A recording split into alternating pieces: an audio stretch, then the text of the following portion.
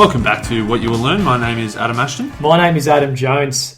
Today we are reviewing Influence, the Psychology of Persuasion by Robert B. Cialdini, which has come up in a lot of books, hasn't it? Yeah, I think it's Cialdini or maybe Cialdini. But yeah, mate, this is a serious weapon of a book. A lot of seriously good stuff. Really in good here, stuff. Influencing or either influencing people or avoiding being influenced by people trying to exploit these principles of influence. Mate, before we get into the book, we got a very nice review during the week, which you want to... Mate, this was a legendary one we just stumbled across. Like, we never get notified, but we just find them occasionally. From the UK, I believe, from Great Britain, from JC London. Excellent for readers and writers. Who needs a snobby book reviewers on Goodreads when you have a couple of sharp, happy-natured and down-to-earth Aussie guys doing it infinitely better? The first shows are a bit ropey but raw, and thankfully the raw core talent to understand books and present them for an audience has remained. This is effectively reading comprehension we hated at school, done brilliantly and enjoyably. And it goes a lot further. From there, we'll leave it at that, but that was a awesome. Cheers to JC London. JC, thank you so much for that, man. That's helps us keep on going. Yeah, a little boost for us. we do love the reviews, and we do chat about them during the week, and it means a lot. Mate, so this influence book, I put it in the category of Thinking Fast and Slow that we did, and another one we'll do later called Paradox of Choice, and sort of those. It's obviously the author, super knowledgeable in the field, knows so much stuff, has done so much research, and has got so many examples. So there's a lot of stories to expand upon these principles, which makes it a long read, but some serious gold in here. Mate, I'd probably add to those books you mentioned with a little bit of 48 Laws of Power in there, yes. A little bit of dark, evil manipulation kind of shit as well, which you can use for good or you can use for bad.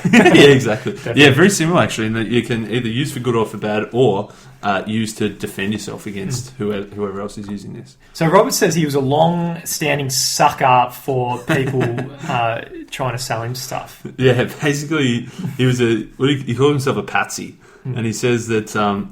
So from the moment he realises that he was a sucker for all of these things, he wanted to dive deeper and work out what these were, and he calls them the psychology of compliance, and he wants to find out how these compliance agents are twisting us and making us do things that maybe go against our logical judgment. Yeah, we don't really want to do them. But so there's 6 principles. So I love books how they just like spell it out so easily, so it's much easier to remember. So we're obviously going to go through all 6 principles in this potty and hopefully do it in a way that people remember it and get some good value out of it. Yeah, and he says that a big basis of all of this stuff is what he calls fixed action patterns.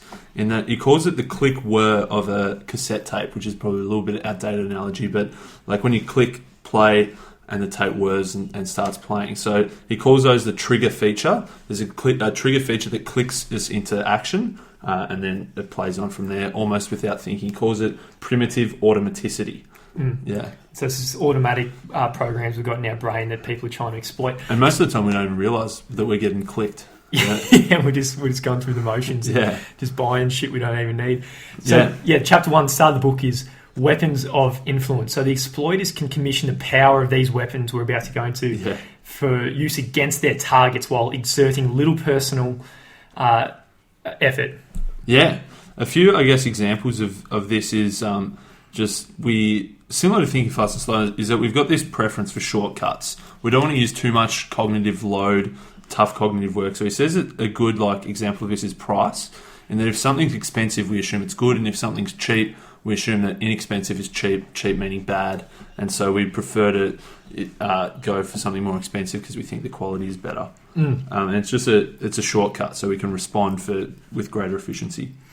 Mate, one of the first, I guess, principles that isn't necessarily one of the things that he calls a weapon is the contrast principle. So it's the idea, when you are presented with 2 things in succession, what you experience in the second is influenced by your perception of the first. Yeah, exactly. And that you're perhaps if you had, say, 3 options for a pricing structure and you went from the cheapest to the most expensive, the expensive one seems more expensive because you've been sort of pegged with that cheaper one first. Whereas if you start from the top, then because you're used to the expensive one, the second one seems cheaper in contrast. And one of the ways the real estate agents who are con artists adopt this strategy is by taking a client to a rundown house. So they would take them to a really piece of shit house and say the price, tell them the price is really inflated, so it's much more expensive than it really is. And then they'll take them to the target property, which they actually really want to sell. Yep. And then this will look like a reasonable price compared to the first piece of shit Yeah. they were shown. Yeah, exactly. Even though the price is similar, the quality of the first makes the quality of the second seem so much better. Mate, there's a really... What do you think of the story at the end of the daughter sending the message to the mum and the dad? I thought it was pretty funny. Oh, yeah. So, the daughter... So there was some chick at college who hadn't seen her parents in a long time. So she sent them a handwritten letter and went along the lines of something like this. So, hey, mum and dad, I recently jumped out the window and fractured my skull. I spent 2 weeks in hospital and I'm only getting a few headaches per day. I got pregnant with a 40-year-old. We are getting married, but he is getting tested for blood disease, which turns out I'm positive for as well. And then so he goes on through that. Then at the very end it says, by the way, I'm not pregnant, I'm not engaged, and I'm not infected, and there is no boyfriend or husband. However, I got a D in American history and an F in chemistry. Yeah, just want to put things into perspective. Yeah, nice. Contrast. Yeah, nice. I like that. There's a lot of stuff in this book, so we'll try and pick out the best stuff. So the first of the 6 things is reciprocation or reciprocity, and the rule sort of says that we try and repay in kind what someone else has provided for us. And so he sort of says, like, one example he uses: someone gives us a gift or someone does us a favour, we feel indebted to them, even if we didn't actually want the gift in the first place. But if someone gives us a gift or gives us a favour, then we feel like we should repay them in kind. Yeah, so the free sample is a great marketing technique. It's used, and this isn't in the book, but it's used in, say, in Bali, where they have these little, really cute 6-year-old girls who always gives you these free bracelets and all these free things, and then you're always obligated to give them something in return. Yeah, and he talks about the Hare Krishnas in that they give a free gift, whether they give like a flower or even a copy of the Bhagavad Gita or a copy of their magazine, and then they give that and then they ask you for a donation after, and that you feel because they've given you this gift, you get suckered into doing something back in return for them. Yeah. Another example, which I'm sure a lot of the girls out there have experienced, or guys have tried to probably do unconsciously, and that is when you're at a bar, you go up to a bird and you buy them drinks all night, thinking the reciprocity. I'm always going to butcher this word. I think that weapon of influence might mean that she might feel obligated to get into bed with you or something. Yeah. And they said it, so it's actually a pretty good strategy to give a gift early at the start, because giving a small gift can generally lead to a larger reciprocation. And it says that, humans, we hate to feel this sense of obligation. We hate to feel trapped by someone. So in order to get rid of that sense of obligation, we'll probably go above and beyond what they did. So if you give a small thing first, they'll probably give you something bigger in return. Yep. So there's a way you can provide the contrast and the reciprocity rule combined for a really powerful force. So the way Robert was stooged by a little Boy Scout, a little 8-year-old, got Robert pretty good. So he was selling tickets to a circus for a Saturday night for $30, and then when Robert said no, he says, "Oh yeah, by the way, can you buy these $2 candy bars?" And then Robert thought he was conceding to the $2. Yes, and then. But in reality, that was the little Boy Scouts' goal the whole time. Hey, I don't think there was a circus. So I think that's what they call the door in the face strategy, or the reject then retreat strategy, in that you have some big audacious offer first of all, and it feels like the circus, not only do you have to buy the $30 ticket, but you have to give up your whole night to go to the circus. Whereas then when he retreats back to the $2 candy bar, it feels like a massive concession that you'll happily take to. And so in that reciprocation, that favour is almost the concession. So if, like in a negotiation, if you start high and come down from your initial offer, then the person feels obliged to reciprocate and come up from their initial offer. Yeah. So I guess it feels like you're both conceding, whereas the manipulator, it's been his plan all along. You both concede to somewhere in the middle. Yeah, love it.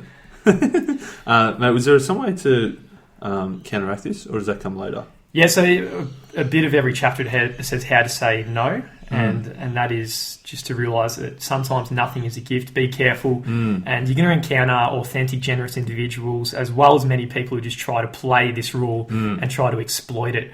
So sometimes you got to define these things not as gifts but as sales devices, and realise that a favour always follows a favour, at least subconsciously, right? Yeah, exactly. So just beware if it seems like someone's doing a good favour for you, be careful. Mate, the next one? Yes, commitment and consistency.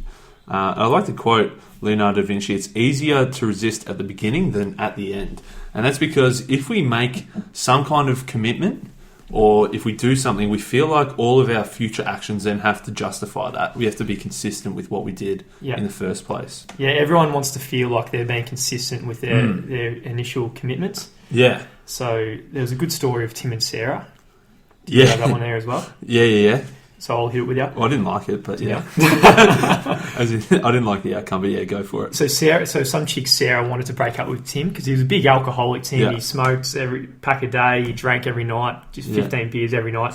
So Sarah said, "Fuck you, I'm going to go off," and so she went off and got engaged with another dude. But then Tim came back to her and said, "Hey, I'm going to stop drinking and smoking." Yeah. And so Sarah, what she did was she broke the engagement and she committed to Tim. And then after a few months, Tim said, "Oh, actually, nah, I'm gonna keep on drinking." But because Sarah committed to Tim and she made that choice, she kind of, in her own brain, thought it was the right decision. So she stayed with him forever and then forgot about the problems. Yeah, exactly. She made such a big commitment, mate. One that rung true to me was he said that at the racetrack, immediately after someone placed a bet, they feel so much more confident that horse is going to win. So before the bet, you're somewhat confident. As soon as you place the bet, your confidence level rises so much that you think that it's going to come true. So definitely, and so with this consistency, again, it comes with us trying to have shortcuts, trying to avoid that hard cognitive work of that. We've made this decision once, so it's easier to then make all the same decisions that line up with that initial decision. Yeah. Making it less work for us. That's right. There's another interesting story you had here was about the toy companies. So one way they were able to exploit this rule was they would advertise their best toy. So I'll start with the problems. The problem was they weren't getting sales in January and February after Christmas. So what they did is they advertised one kind of toy before Christmas, and then all the kids asked their parents they want that toy for Christmas. Yeah. Yeah, exactly. So they went to the store. So the parents said, "Yes, sure, I'll get that for you." That's their commitment. They went to the store, and the company specifically undersupplied, and so they were sold out. So they had to get a different toy. So come Christmas Day, they've got a different toy. Come the December 26th, the kid says, "But you told me you'd get me this for Christmas." Yeah. So they go back to the store a week later and buy the initial toy as well. Yeah, so the parents were promised to have these toys, and then they had to stay true to their commitments. So what happened was they ended up buying it in January and February. But it was all just a big manipulation by the toy companies. Yeah, exactly. Mate, it's pretty funny. Yeah, no, it's pretty clever. So as an individual, so there's the rule of the another way it can be exploited is, I guess, fraternities who make people who join these clubs go through these tremendous amount of pain at the start. So make them drink litres and litres of alcohol, sleep in the cold, punishments, threats of death even. But so the greater deal of trouble someone goes through to obtain something, the more they will value it. Yeah, exactly. I love it. And so the key to all of this is that commitment. And he said that the best sorts of commitment are active, public, effortful, and freely chosen. So the more public it is, the more consistent we feel obliged to behave. And the same as if it's more effort, as you mentioned, more freely chosen. One of the examples he talks about is this foot in the door, or like a loss leader, where a company might sell something very cheap, not to make a profit, but to get that commitment from you. So that once you've made that commitment, you'll buy something from them again in future. That's what they call the foot in the door strategy. So selling something super cheap, not to make money, but to get you sucked in, basically. Man, there's a whole bunch of stories in the book which shows how you can sucker people or be suckered. Yeah, exactly. Including the Chinese communists, but yeah. Yeah, that was funny. Next one, mate. Mate, sorry, just quickly, the other thing was that freely chosen. There's a good quote. He says that he who agrees against his will is of the same opinion still. So if you force someone to admit that they believe something, they don't actually believe it. It has to be that freely chosen, freely accepted, freely given commitment that matters. Yeah. Love it. And I guess that goes down to writing your own goals. It also talks about in the book is when you write down your own goals, you're subconsciously committing to something, and that's why writing down goals actually works. Yeah, and that's what he sort of says, that grow their own legs, so that if you give one leg of commitment, whereas maybe you write your own goals, then there's a whole bunch of other legs that grow off that, where you justify why you want this goal, and so it gives it so much more support and to that commitment and through consistency. Yeah. Really Next one, sorry mate, social proof. Yeah. So there's also a great quote at the start, says, "Where all think alike, no one thinks very much." Yeah, exactly. That I guess the wisdom of crowds, but I guess the opposite of the wisdom of crowds. That what does he call it? Pluralistic ignorance. That's the one. That's exactly what it was. We'll get into it in a bit. I love at the start is how it goes through canned laughter. So what makes it so appealing? Because if you listen to a really shitty sitcom on TV and they're saying these really awful gags and then they put these canned laughter on, it's like, it just sounds ridiculous, but it actually works, doesn't it? Mate, it works, because if you heard a crap joke and nobody laughed, you wouldn't feel that sense of need to laugh. But if you hear a whole bunch of other people laugh, even though it's probably faked, then you feel like it's actually funnier than it really is. Yeah. So this one is social proof. So just because everyone else is doing it, you feel complied, and you don't have to think as much because everyone else is. Another example is how waiters leave money at the tip jar at the beginning of the shift, just because it looks like a lot of people are Yeah, that's it. If they see the tips early. If there's an empty tip jar, you don't necessarily want to be the first. But if there's already a couple of bucks in there, then you're... and that, he says that the greater the sense of ambiguity, the less certainty there is, the greater we have a reliance on social proof. And that we feel that if other people are acting this way, then that's the right way to act, so we'll act that way as well. Yeah, so the greater the number of people who find any idea correct, the more the idea will be correct. Yeah, and mate, there was a classic yesterday morning. I messaged you just when I finished reading this that I got fully suckered into one of the examples here. It says that jaywalking, if there was like a hobo jaywalked, no one would do it. But if there was like a well-dressed businessman jaywalked, then like maybe 2 or 3 more people will follow him. And then once there's sort of 3 or 4 people have crossed, then everybody else does as well. And so, mate, I did it. A businessman walked across the road in his nice suit. 2 or 3 others followed. And without even thinking, I started crossing. There's a bit of authority mixed in there as well. Yeah, exactly. Another chapter. So, yeah, the big bad boy in this, which is pretty interesting, was the pluralistic ignorance, as you briefly mentioned. So it's the concept when there's a little bit of unclear or ambiguity, I guess people follow the crowd even more, and this can be really dangerous at times. Say if he has an example in the book where someone was getting stabbed in the middle of the street, and everyone was watching from their windows and no one did anything. I think there was 38 people or something that did nothing. And so it sort of works both ways, that if nobody's taking any action, then nobody wants to be the first one because they assume that's what everyone's doing. But then he said if you identify one single individual to do a specific task and they do it and somebody else follows, then it works in your favour as well. That once a few people start doing it, everyone starts doing it. Yeah. So it works both ways. If no one's doing it, then you're very unlikely to do it. But if everybody's doing it, you're very likely to do it. So people's brains, I guess, are inherently lazy. So when you're uncertain, you will just use other people's actions to make the decision for yourself without really critically thinking or being rational at all. Mate, there was a funny example. He says if you go and stand in the street and look up to the sky, do it for a minute, probably nobody will look up. But he said that if the guy got 3 of his friends, so there's 4 people all looking up at the sky, and within 1 minute, 80% of people that walked past looked up because there was 4 people looking up. It's fucking sick. Just quickly now on one of the darker notes. You're not afraid to go into some dark stuff here. There's some dark stuff. But there was what happens is after a major suicide goes on the front page of the paper, or it's really public, there are actually more suicides and even more plane crashes that go up as well. The statistics. Yeah, and that's why a lot of the media is aware of this, so that I'm sure, I don't know if it's everywhere, but I'm sure it is, that like people jumping in front of trains, they almost never put it on the news because then it gives people the idea that a good way to commit suicide is to jump in front of a train. It's a logical option. It goes up, yeah. Mate, it's just like that movie, that really shit TV series I just watched the end of. What was that? 13 Reasons Why. I've avoided that one. Yeah, it's a shocker. Yeah. Shit. Anyway, mate, we up to the next weapon. The next one weapon. The weapon in the tool belt is liking. And then it's basically if you like someone, you're more likely to oblige with their requests. So he has the example here at the start of the Tupperware party, which actually uses a lot of weapons in influence. So it uses reciprocity.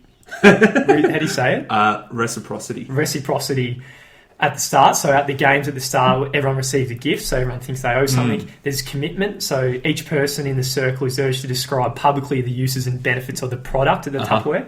There's social proof. So once the buying begins, similar people want the product. And probably the biggest one is here. People have to feel like they have to buy something because it's one of their friends they like who are hosting this party. No, it sounds like a bloody well thought out strategy by the Tupperware company. Yeah.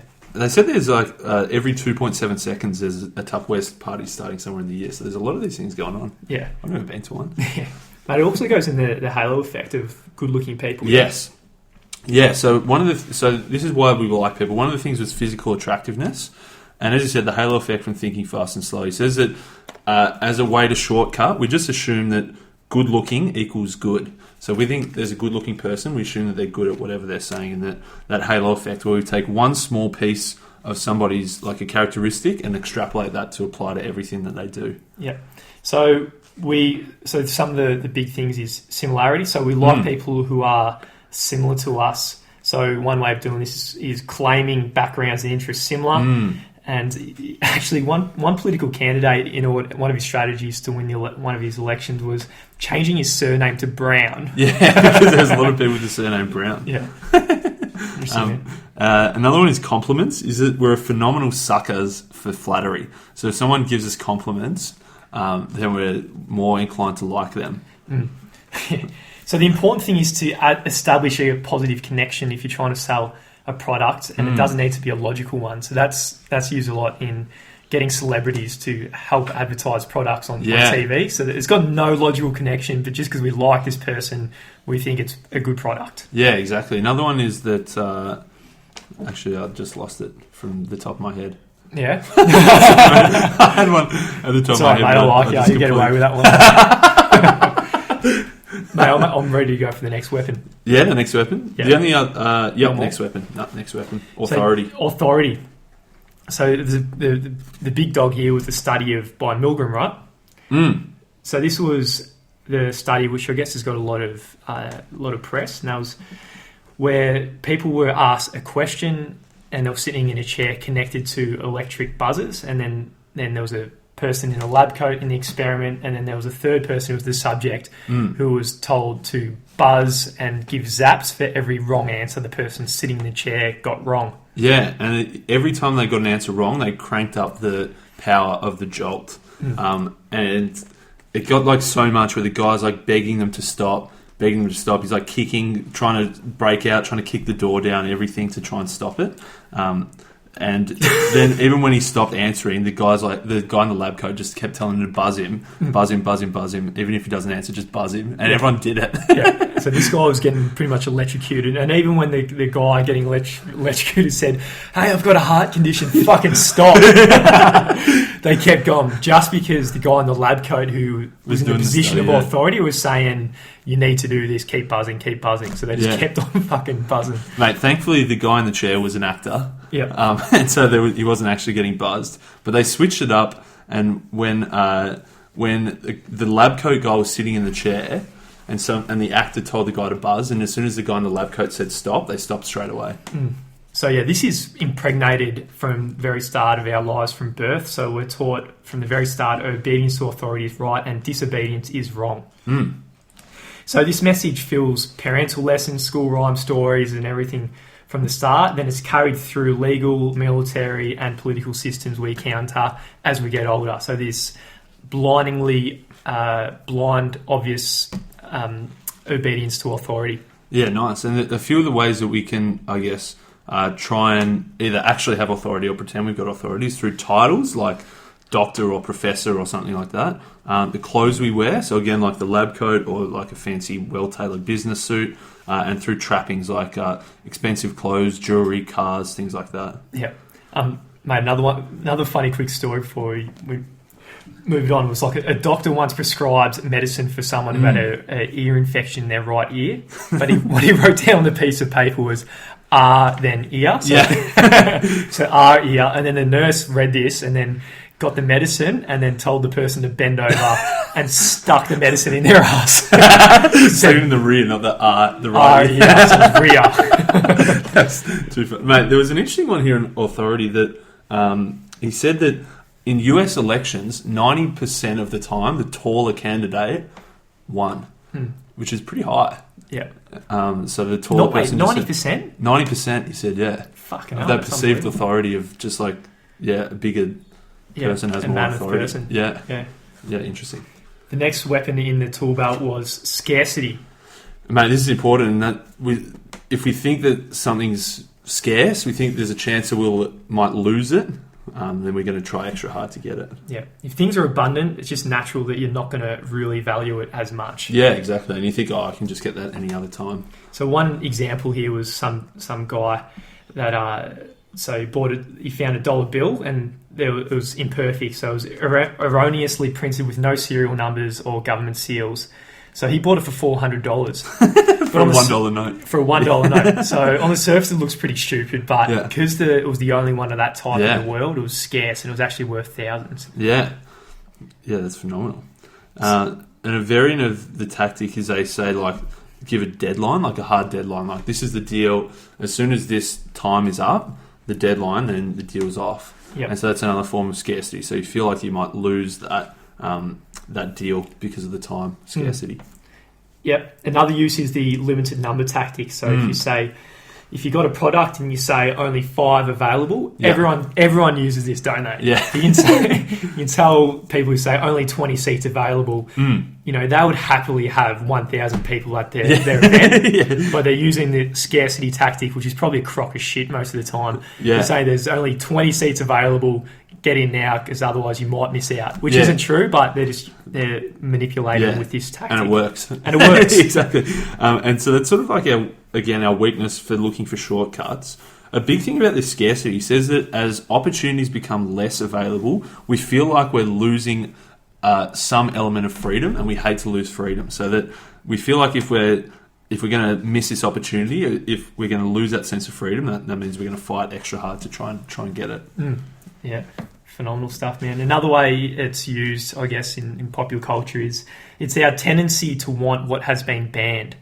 So if someone at school says, hey, you shouldn't be watching porn at lunchtime, you're just going to go and watch porn at lunchtime. You get your phone out and go straight to the cubicles. Mate, another thing he says an optimal condition for scarcity if something was previously abundant and then became scarce. So he said there was a thing where there was a jar of cookies. There was a full jar of cookies and someone had to taste it and evaluate how good it tasted. But then they took the whole jar of cookies away and said, oh, sorry, these are for other people. Yep. There was only 2 cookies then in the jar. The people who tasted it rated it so much higher than when there was a full jar of cookies, just because they thought it was scarce. It was previously abundant, had become scarce. Mate, you got more on that? No, I think that's...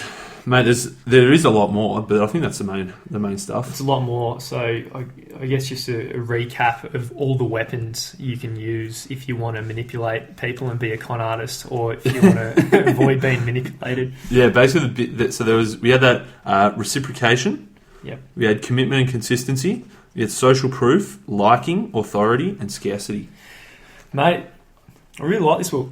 Yeah, good book. As I said, initially there's so many stories and a lot of examples and stuff. So it's a long 300-pager, which I was initially, I like a bit to get to the point a bit more. But upon review, it's phenomenal, absolutely phenomenal. Yeah, I think it's an absolute 5-star. It's just the best kind of. Well, in the tagline it says the psychology of persuasion, and it's exactly that. It is purely the psychology of persuasion. So I guess after reading this, you're going to be more self-aware of how you're getting persuaded. Yeah. If you're trying to sell something to someone, and when I say that, I'm probably meaning in the positive term, because I see I see the psychology of persuasion as a way of maybe helping people to exactly. do good things, Yeah, as opposed exactly. to conning people. Yep, massive book in terms of size and Value. shit that you learn. Yeah. Go out there and buy it. Mate, how are we going to get a song that has these 6 things in I it? don't know, man. We'll just wing it. We fucking always. I got a weapon in my back pocket for you. The Influence by Robert Cialdini. I've got a gift for you, but you need to pay me back, it's true. Reciprocation, making you do the things that you may not want to do. I want to commit to keep my word for the things that necessarily, not necessarily be true for me, but I've got to commit. If everybody's doing it, I want to do it with that social proof. It must be correct. I don't give a fuck about logic, about logic.